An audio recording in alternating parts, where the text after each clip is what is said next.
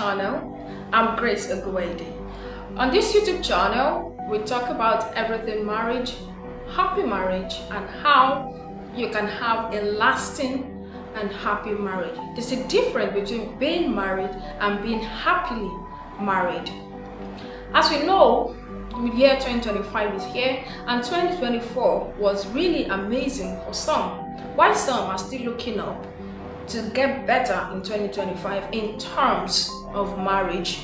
Some started the year in 2024 as single ladies and ended the year 2024 as married couples. And 2024 was not easy on the singles. And I'm not sure it's gonna stop in the year 2025, because the single that were peppered by the married in 2024 are trying to get better in 2025 to also pepper the singles.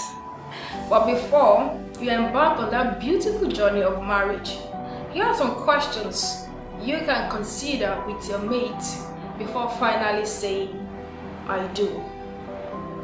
Number one is, how soon do we start having children after wedding?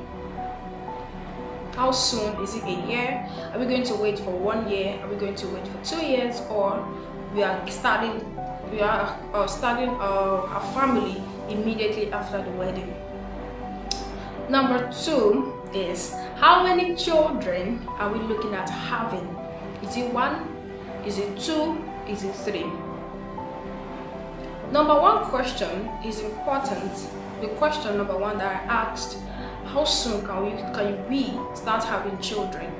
It is important because when you start having children, when you get married, families are expected to hear you say I'm pregnant and stuff like that, as they start counting down to hear the cry of the baby in your home. So immediately after wedding, there are pressures like questions coming from families, why are you not pregnant? What is happening? And stuff like that. Or if you've already discussed these questions with your mate, it is easier for you to stand the test of time when pressure from family starts arising. And knowing the number of kids that you're having, it's also important that you ask the importance of gender to your spouse.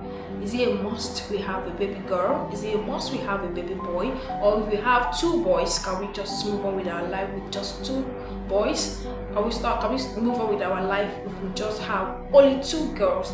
So gender importance is very, very crucial for you to ask and know this, because no one knows what the future holds.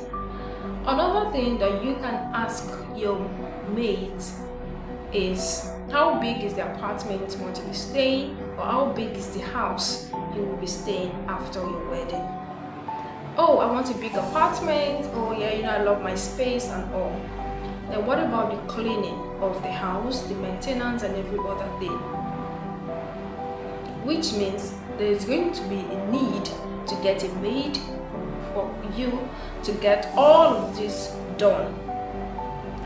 If the answer to the question is, okay, yes, we're having a big apartment, so how are we going to be taking care of it? We'll need a maid to do that. Of course, we'll get a maid. Then, what is the age range of the maid you will be considering to have? Some have had bad experiences with maid, and that's why some prefer to just have someone that comes maybe 2 or 3 times a week, or probably every morning, to do the cleaning and just to go. Why some still prefer to have maid just because of their schedule, work and everything. So they want to come back home, have something to eat, and also meet the house clean and sparkling. So if you are going to have a maid, what is the age range of the maid you are considering to have?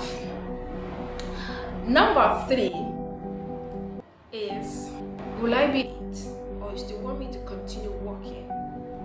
This question is important because as a woman, you've never been pregnant before. You don't know the kind of pregnancy hormone that is going to set in.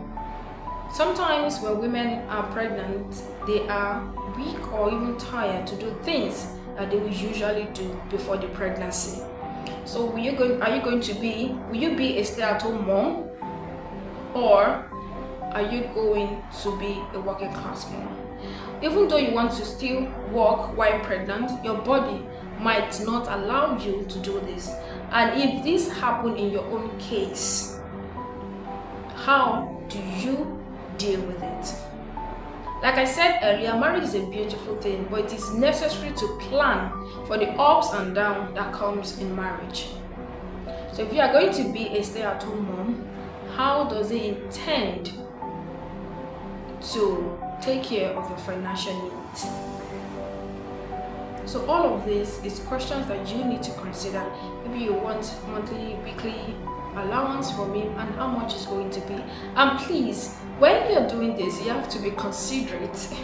You don't ask a man that is earning 200,000 naira a month to give you a monthly allowance of 500k. So be realistic with your goals and be sincere with yourselves. Don't say, oh, don't worry, whether you have a boy or a girl or this or that, I'm okay. Be sincere with yourself, and so that when trials of marriage set in, you both will be able to stand the test of time.